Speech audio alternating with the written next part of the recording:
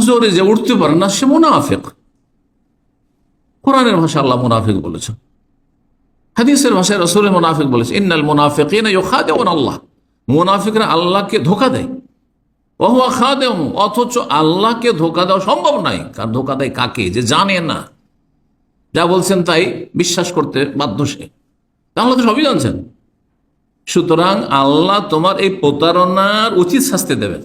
ওয়া হুয়া খাদিউহু ওয়াইদা কামু ইলা সালাত কামু কুসালা, এরা নামাজ পড়লেও বড় অলসতার সাথে নামাজ পড়ে, মন লাগে না, অন্তর দিয়ে নামাজ পড়ে না, শুধু তাদের দেহটা কোন রকম হয়তো নামাজে হাজির হয়।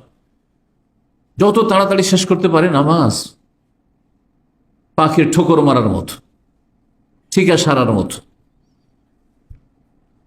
কামু কুসালা ওরা ওনার নাস, লোক দেখানো নামাজ পড়ে। করুন আল্লাহ ইল্লা কালিলা, আল্লাহকে সামান্য স্মরণ করে, আল্লাহকে স্মরণ করেই না, ইল্লা কালিলা সামান্যতম ছাড়া। এই নাম কি অস্তে আল্লাহকে স্মরণ করে, আল্লাহর জিকির আসলে নেই।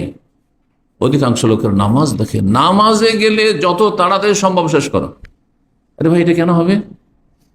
এটা তো অধিকাংশ নামাজিদের অবস্থা। তাহলে আমাদের এখানে সংশোধনের প্রয়োজন আছে।